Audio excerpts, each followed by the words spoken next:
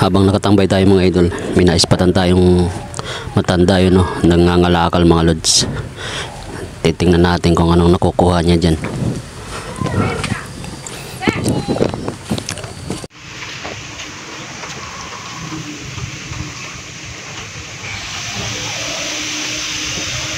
Yan dyan, mababaw yan dyan eh. Kasi natambakan niya nung construction eh.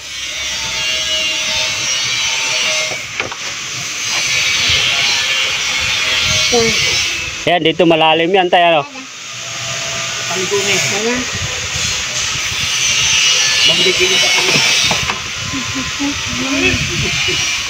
Ako ang natakot kay tatay nang biglang lumubog yung paa niya doon sa medyo malalim. Ay, pag malalim, sumasabit ka dyan sa kuhan mo.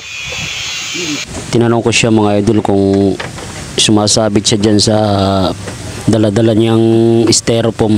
Sagot niya mga idol, daw sumasabit daw siya pag medyo malalim na daw yung nadadaanan niya, yung lagpas na sa kanya. Sumasabit daw siya dyan sa dala-dala niyang styrofoam.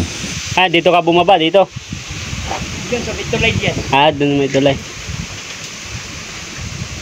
Ginagawa kasi ito na ron eh. Diyan lang pala siya bumaba mga idol sa ginagawang tulay. Hindi pa kalayuan dito sa may harap namin mga idol.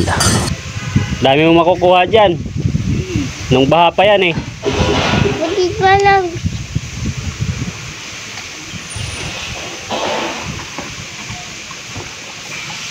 Wala yun.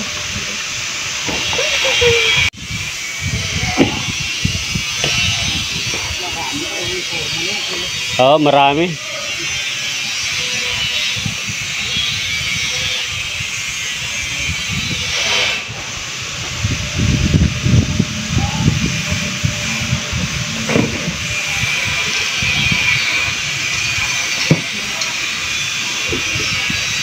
Ihawi mo nga tayo minsan, ihawi mo nga yung kawayan na nakaharang dyan.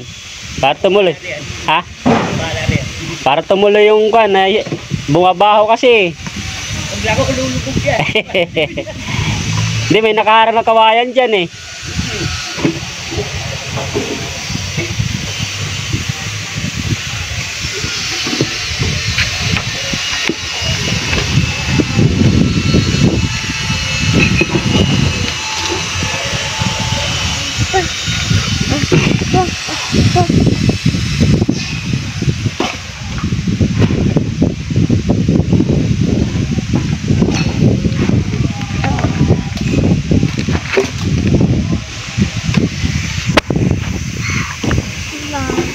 Thank you for watching.